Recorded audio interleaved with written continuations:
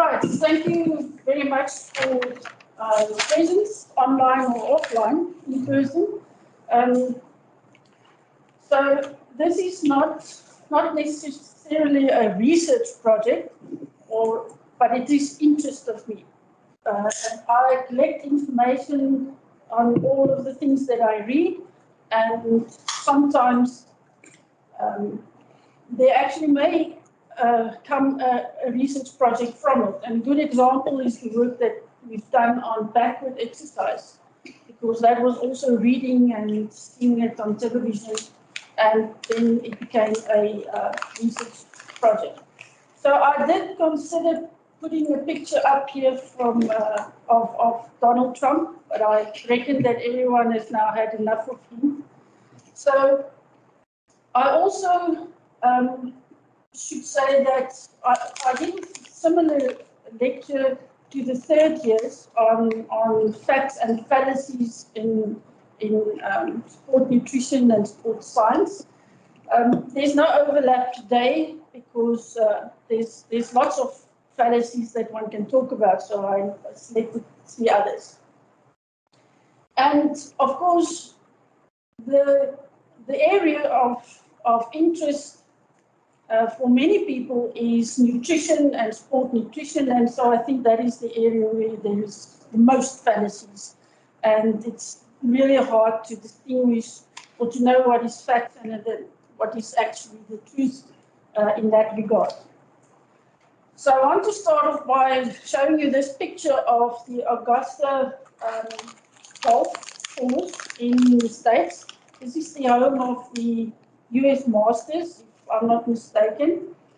And you can see the beautiful green grass and the trees of the green and so forth. And you would say that, you know, Georgia in the US must get a lot of rain, or that at this particular golf course that they have access to lots of water because the course, the grass looks so great and green. The truth of the matter is, if you read this book of John Feinstein, you will read that what the Americans do at the time of the US Masters, if the grass are not, and the trees and even the flowers, if it's not to their perfection, they paint it. And so they will paint the grass green, and they will paint the flowers so that it stands out specifically for television. And so what you see there may not even be, you know, only grass, maybe nicely painted green grass. And so he tells that for a fact, so that is what I stick to. So the first thing that I want to talk about is this armbands that were popular around 2012, 2013. Everyone who didn't immediately buy one of these armbands, you know, did that very soon after people started saying, well, you know, my balance is better, I feel emotionally stronger, and they attributed this all to this armband.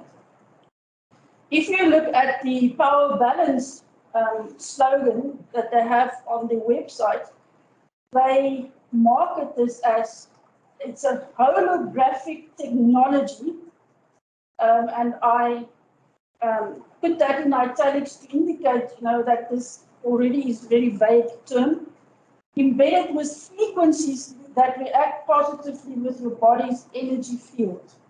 Now, if you know something about physics and you know something about how human bodies operate, that is not something, that's not a phenomenon at all. But you must agree that it sounds impressive, all those words, and that is exactly how they marketed these armbands, and they sold a lot of it. And in fact, as you can see on the picture on the right, they now make very fancy armbands in gold and silver and even the platinum color. So they're not done with this. They are still selling these things online, and now it has become a piece of jewelry. Obviously, it turned out that that little hologram was just a piece of foil, and on that foil was something printed. And but it was like the foil that you would use in your kitchen. So this particular armband falls under the category of alternative medicine. And already, if you hear about that, that term, then there's a lot of people that will already jump onto that bandwagon, because there are just people that likes everything that is alternative. So in general, magnets are used to treat pain, and the hologram therapy, and I actually discovered a book, a thick book on hologram therapy. If it wasn't that expensive, then I would have bought it so that I can understand what it is. But hologram therapy on its own is also an alternative treatment method or training method for balance, flexibility, and strength. So those are the claims that are made. On the right-hand side, there are more, other types of functions, clearing your deeply held emotions and getting more energy and confidence and living a fuller life.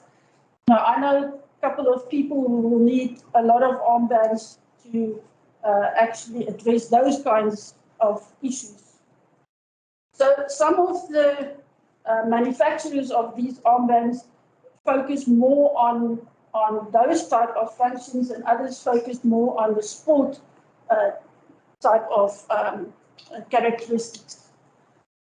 So I found a thesis that was done by a master's student in 2013, and he had a nicely randomized controlled trial where he had the power balance armband, he had a magnetic bracelet, a placebo, and then also a no bracelet. And everyone went through all of these different tests, and he measured particularly balance on a force plate, so it was very nicely done. The method was very sound, and you can see in the numbers, the mean seconds, there was no statistically significant difference between those conditions. Just the extra point that I wanted to make is this was an MSc thesis, and this was the only results. That was the only outcome variable that this student measured and reported on. His thesis is 55 pages long. And then just think about what our students do. Either they are outrageous or we are. In another study, they tested the strength, flexibility, and sway index, which is also more related to posture. Again, they had a placebo armband, the proper power band, and then the control was without an armband. And again, you can see the numbers are so close together. There is absolutely no difference in those outcome variables. So, in terms of the armband, we must say there is a strong placebo effect, because many people thought and believe that they feel a difference when they wear this. But sadly, there's only a couple of people who made lots of money, and apparently they are still making money from this. So my second topic is about oxygenated water, or it's also advertised as hyperoxygenated water. And there's all kinds of water on the market to do different things. Some are there to restore your pH, and others is to provide more oxygen. Together, they call these new types of water functional water. And the idea is that all of these different types of waters must either improve your health, your wellness, or on the other hand, improve athletic performance. So this is just one example. And they specifically mentioned there in their marketing that the oxygen is very stable that they put into this water, and that it is it's good enough for at least 24 months. That obviously has not been tested over that period of time, because I think the people that can test this just already decided, it's not even worth it. But obviously, we can all agree that we need oxygen, and if you can get more oxygen into your body, then surely it must be a good thing. So there was one research study where they actually compared different brands of oxygenated water, that in this study 5 brands, and they measured the amount of oxygen, and 4 of the 5 brands at values greater than plain water, and 1 was the same. And in actual fact, the highest values that they measured were 9 times those of plain water. And it boils down to about 80 milliliters oxygen per liter of water, which is a significant amount. And also, if they market this, they will say that this bottle of oxygenated water has 9 times more oxygen than plain water. It sounds a lot. And that is how they sell the product. But if we look at the physiology and just basically at rest, these are the facts. There's 20.95% oxygen in the air that we breathe. Doesn't matter whether you're here or Joburg or on the top of Everest, there's 20.95% oxygen. The volume that the average person can breathe is about 500 milliliters. So each breath is about 500 milliliters. So there is about 100 milliliters of oxygen in one breath, or 200 milliliters in 1 liter, if we directly want to compare that then with the 80 milliliters that's found in one of these oxygenated bottles. So already, just with a normal resting breath, you are taking in far more oxygen than what you can get from a bottle. And then you have another problem, is as soon as you open up the bottle or the can, then all the oxygen escapes. And so, what you get into your body is obviously less than the 80 milliliters. So these are the claims, and it's really only the first one that it restores hydration levels. That's true. If you drink water, yes, it will help you stay hydrated. But then there's others: metabolism, immunity, the lactate clearance. I couldn't find one study that's been done on lactate clearance, not one study on post-exercise recovery. And then the last one is enhance the alcohol metabolism. I thought some people would be interested in that one and maybe try that out. Now, again, a little bit of physiology. So the basic principle that is important for this discussion is how oxygen is transported in our bodies. And on the right-hand side on the picture, you can see the majority, 98%, and even more than 98% of the oxygen that we breathe in binds to hemoglobin, which is this protein in your blood. And that 98% stays very much constant if you have healthy lungs and other health issues, your cardiovascular system works and everything. So that stays pretty constant at 98%, even if you do exercise. It's only when you start doing high intensity exercise that that value could decrease. But it won't decrease to a point where you have to be hospitalized, because that would be disastrous. Even more people in hospital that need oxygen therapy. So it decreases to about 80%, but then it recovers very quickly again when you stop exercise. And that value, therefore, there's not much room for improvement. Even if you take in extra oxygen, each hemoglobin molecule only has 4 binding spaces for oxygen. If those are taken, then the molecules are saturated. Even if there's more oxygen, there won't be any place to bind to.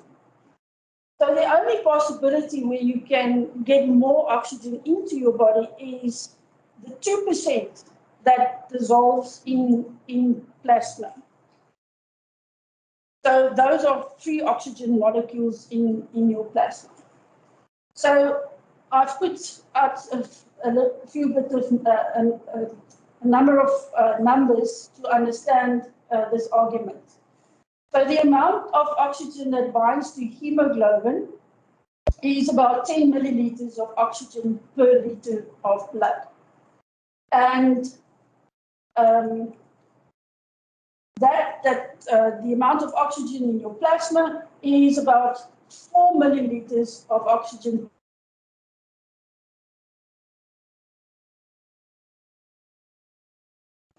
We will have about 3 milliliters in 100 milliliters of blood, and we can at the most add the 4 milliliters that we can dissolve extra in the plasma. And so that would then give us 7 milliliters. And so the total extra amount would be the 10 that can bind to hemoglobin for the extra 2%, if you're not at 100%, and the 4 milliliter that is extra for that is dissolved in the plasma. So at most 40 milliliters per liter of blood.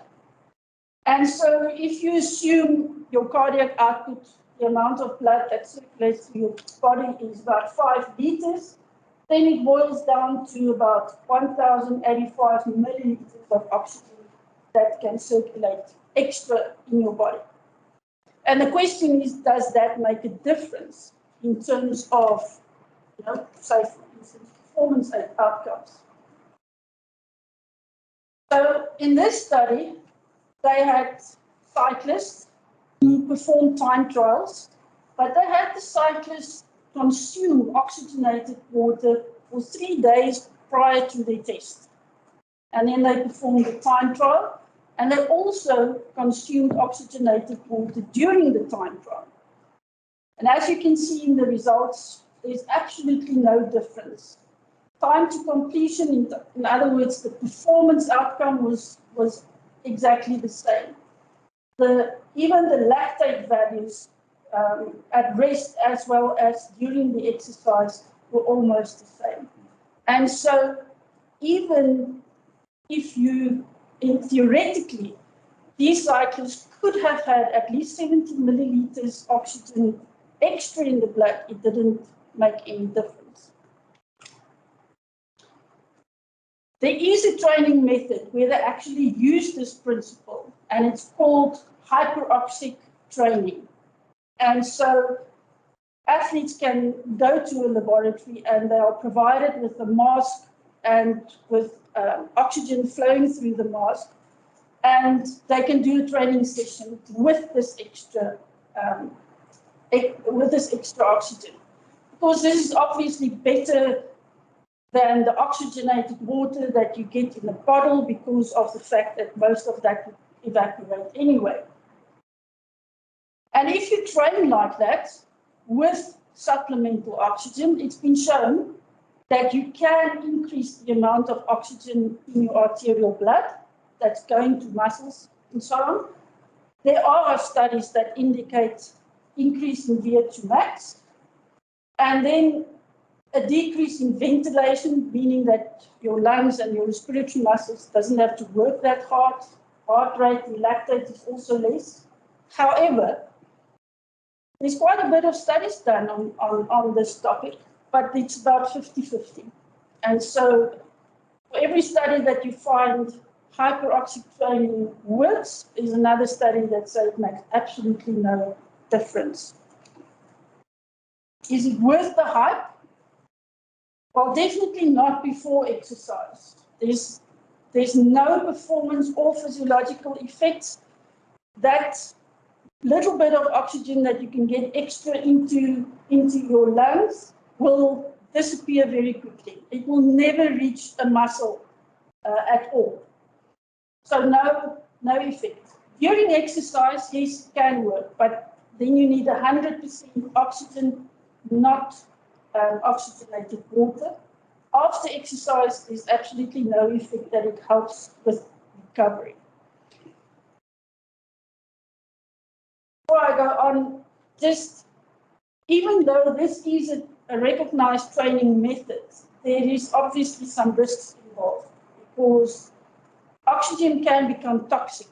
And so you will make lots of free radicals, which is going to break down with DNA and so forth. So what they do is actually use intermittent hyperoxic training. So it is for a short period of time, 1 minute and 2 minutes off, and then again a minute. But there's no long-term studies that have been done on these athletes to see whether there's at some point any detrimental effects. No long-term studies. Right, lastly, something similar is called the elevation training mask or the altitude mask. So a few years back at the gym, I saw 2 little guys walking with these masks, and I thought that, you know, they have a mother maybe that's very worried about them, all the germs. This was even before COVID. And so they have to wear these masks so that they don't breathe in all the bugs that's in the gym. But it turned out that these are, you know, another gimmick for athletes to use or for general public to use with the promise that it's going to increase their performance or improve their performance. Now, basically, these masks are supposed to stimulate altitude. So we know that if you train at altitude, then it's very tough because of the fact that you have to breathe quite a lot to get enough oxygen into your body. But those hypoxic conditions will stimulate your bone marrow to make more red blood cells and therefore more hemoglobin. And so that is what they're after, is to increase that amount of hemoglobin in the blood which can bind to oxygen. And so that is the reason why people do altitude training. So this mask is supposed to stimulate those conditions and therefore make it easier for people to train. They don't have to travel to high altitude. These little valves, they are adjustable, so it provides more resistance with breathing in. And therefore, your work of breathing you can adjust that. You have to work harder. And it also minimizes the amount of fresh air that is coming into the mask.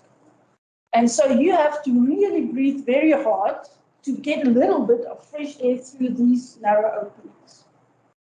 Now you're also breathing out all that carbon dioxide.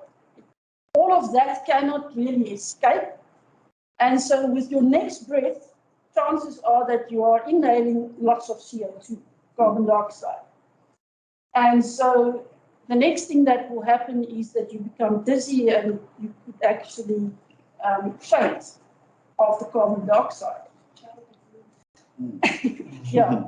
So first of all, this is not altitude training, because if you train with this mask in a gym in Plattekloof, then the atmospheric pressure is still the same, and the partial pressure of oxygen, which is very important in your arterial blood, that stays the same.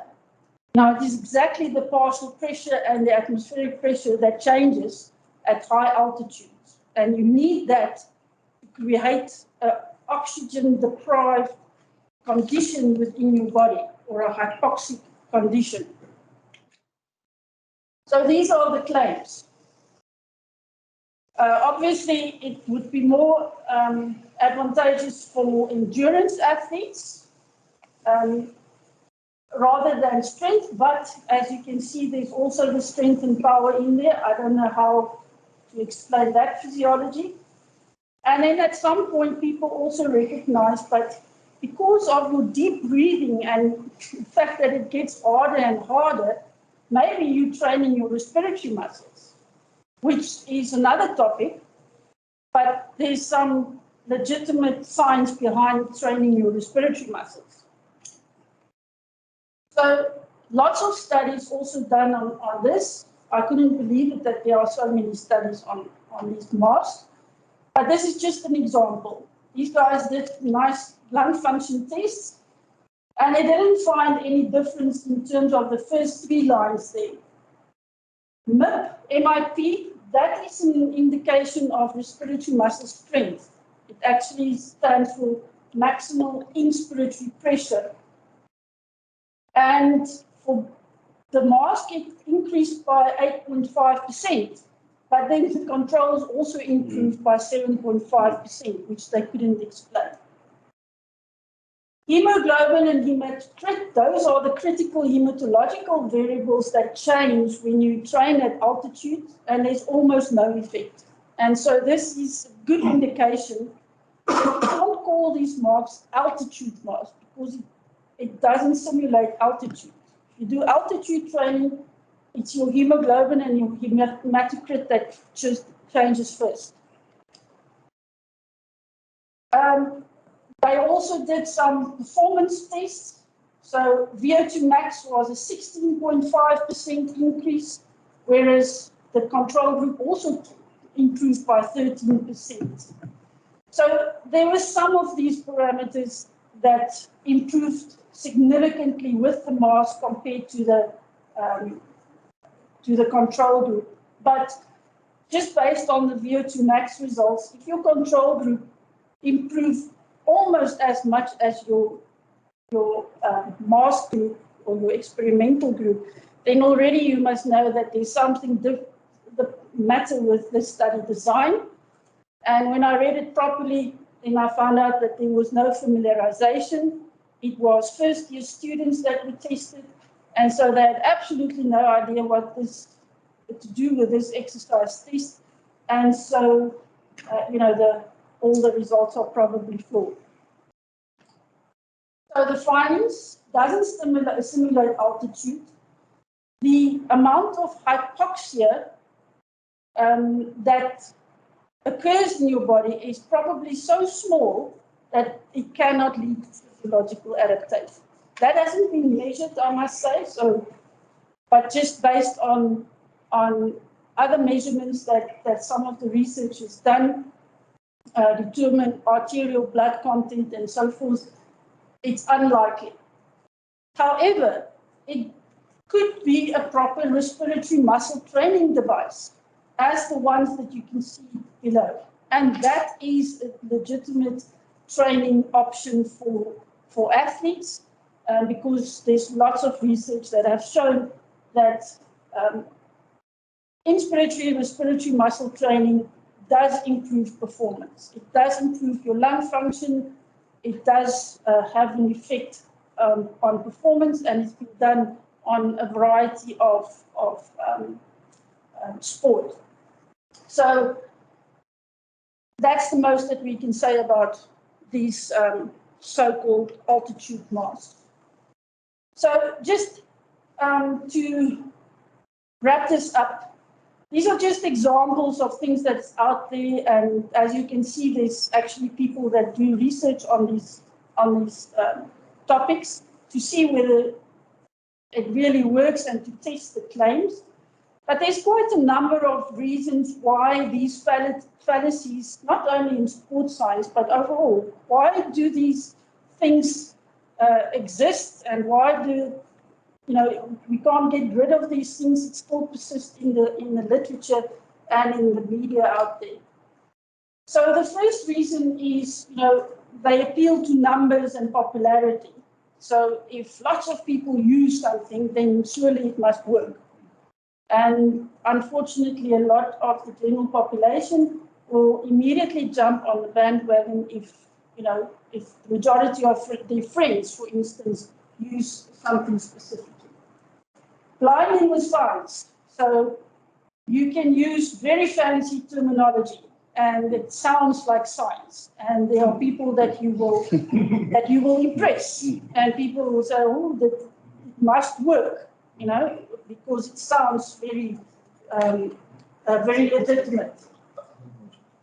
Thirdly, our appeal to common practice or proof from tradition.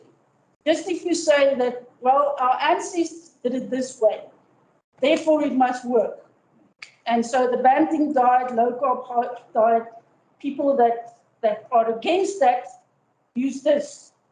That's for this type of diet says, well, our ancestors only ate meat, and therefore it must be good for us. So that's also a factor. The appeal to nature is very strong, and it's especially in the last 20 years, this has grown hugely. If you say something is natural, then lots of people like that. Even though we cannot really define what is natural and what is unnatural, what is good and what is bad. So even in this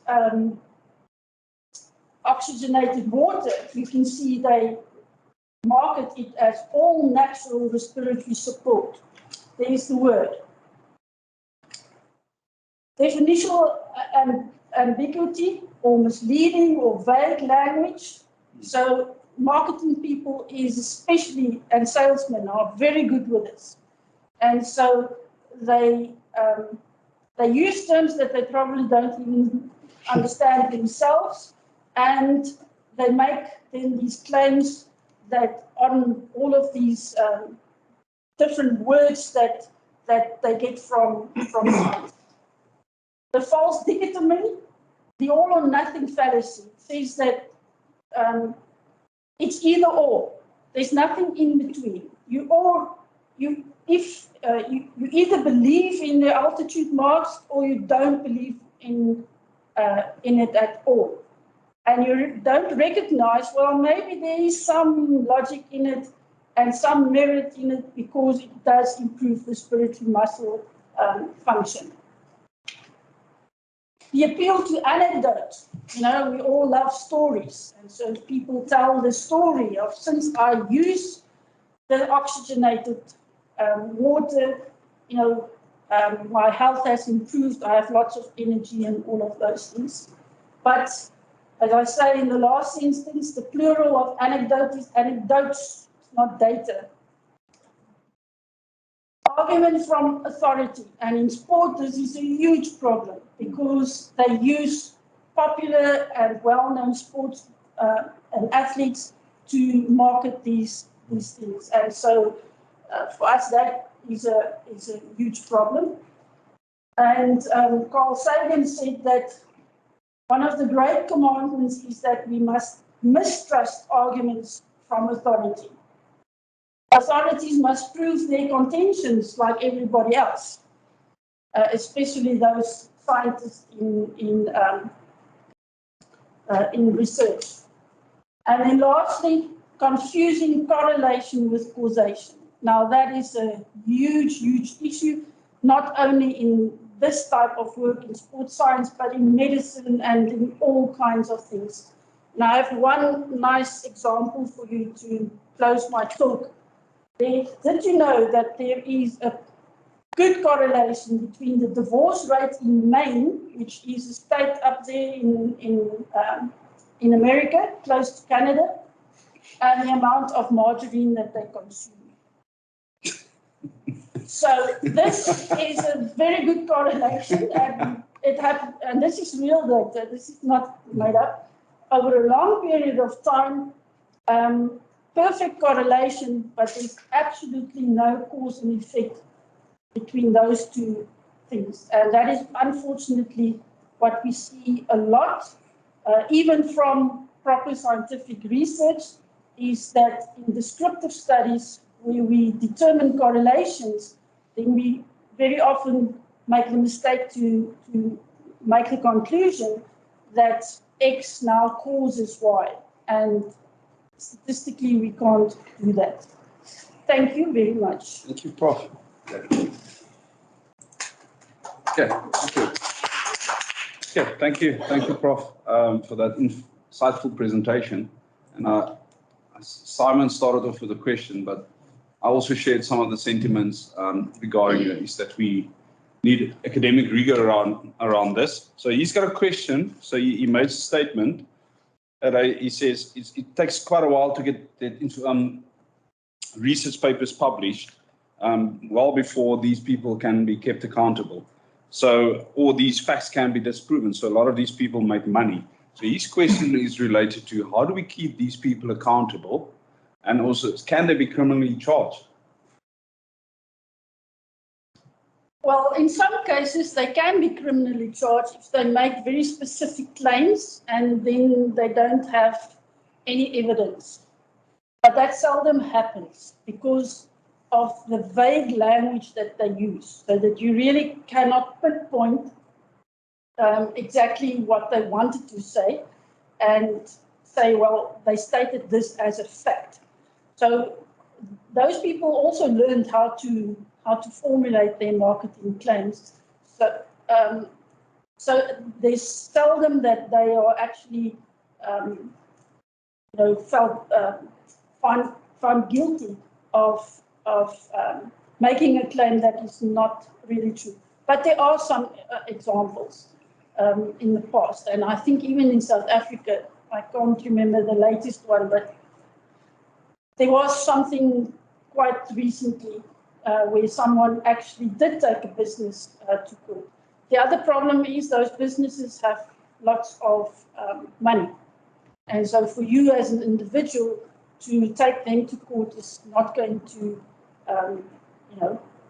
it's not going to work. Okay. Okay. It seems like, Annika, do you have a hand up? Is that a hand up or a high five? Annika?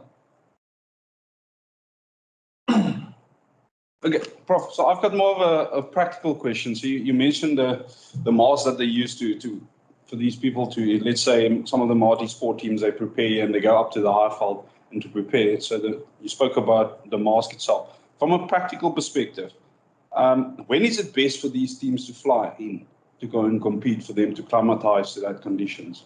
Because they don't have the big budget. So from your experience, how would you advise them to prepare to play up?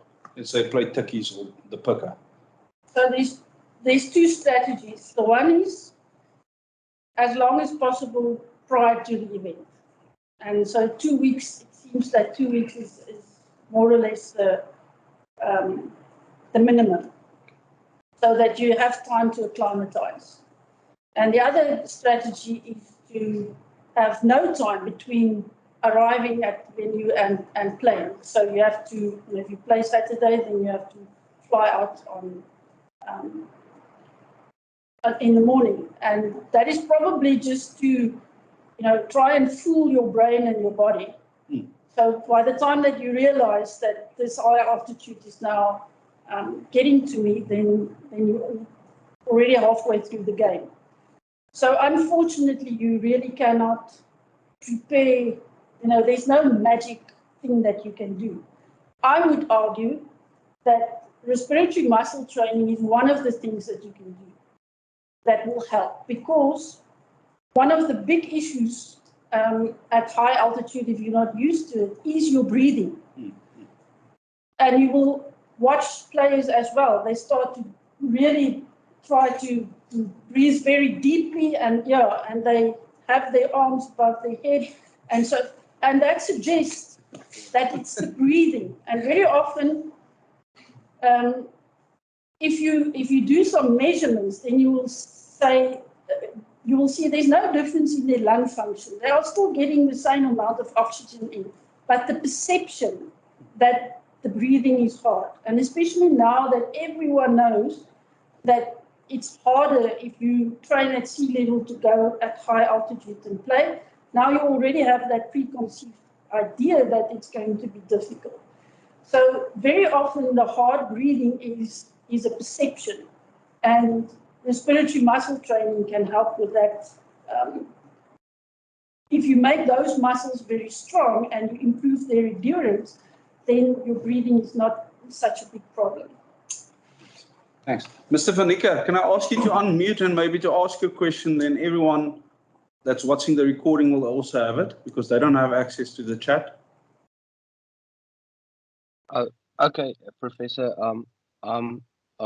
All that I wanted to ask is, I've read an article about the person who broke the world record for holding their breath the longest underwater.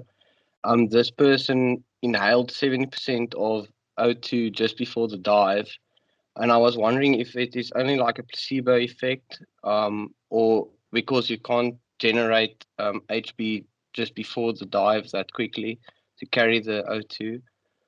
I was just wondering if it would actually have an effect to inhale that amount of O2 just before a dive. So that's a very good question. So I would say the one possibility is that this diver perhaps did increase his hemoglobin values through blood doping or a blood transfusion. You never know. And so he did have extra hemoglobins, and so for that reason, the 70% oxygen could be beneficial. Obviously, they won't publish that and won't declare that, but other than that, there is no reason why the 70% oxygen will have any effect. And the physiological reason then is also that your breathing is stimulated more by carbon dioxide rather than oxygen. And so it is when your carbon dioxide levels increase that you get this urge to breathe. And so we know that these divers, they try to get rid of as much CO2 in their blood as possible before they dive. And that is to suppress the breathing stimulus. So no, unless he did some blood doping, I don't think the 70% oxygen could make a difference. Thank you very much, Professor. Yeah, thank you, Mr. Van Niekerk. Dr. Clifford? Yeah, so it's a question and a statement observation. Thank you for that talk. Things like this isn't something that happened now. In 1904, when Eugene Sandel, was it at Cape, he promoted a product called Plasmon that promised you healthy bones, longer life, strong muscles, blah, blah, blah, blah, blah. All this, which is not so. The question as a sport philosopher comes up, who creates science knowledge at this time? And sometimes who creates silly science knowledges at that time? And that is things that I want to maybe take away from us. Questions that comes up by me when I hear things like this also, science in service of whom? Is science in service of greater humanity, or is science in service of elect few political economists of this time? And then also, from a sport philosophy point of view, isn't it time we should start looking for solutions to things like this outside the realm of quantum physics? The periodic table of Niels Bohr. I'm very interested in this thing about E that's equal to what's mc squared relative theory, and that doesn't find a place on the periodic table. Niels Bohr's physics, that has found a place on the table, and we know Niels Bohr and the founder of E equals mc squared, the two of them, well, they were always fighting. So the answers to things like this sometimes isn't found always in the field of science, in the field of physics. It's found outside the field of science, outside the field of physics. Yeah. No, I agree with that. It's very interesting questions. I tend to not think about all of those kinds of other implications of all of this. But if you ask, for who is this beneficial? If it's really for humanity or for big companies or politicians, well, the people that benefit most are the politicians and the companies, I think.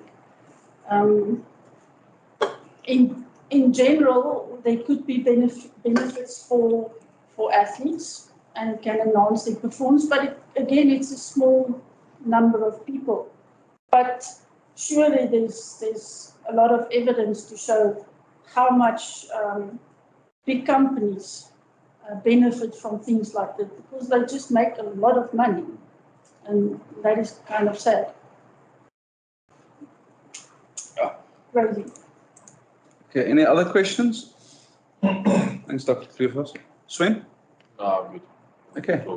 I'm very interested on that last statement that you made about how the modern scientists fall back on natural environment things such as our ancestors ate meat and that, because we're living in the age of environmentalism now. We're on the brink of the environment being destroyed. And the impression one gets is how these scrupulous scientists are exploiting that. Yes. No, absolutely. Because there are so many people, a large proportion of the world population that do not want to use, pharmacological drugs, and they just use natural products, and so that's a big market to exploit. I'm not saying that it's wrong. We also have a naturalist amongst us. I don't say it's wrong, but I'm just saying that that people exploit those individuals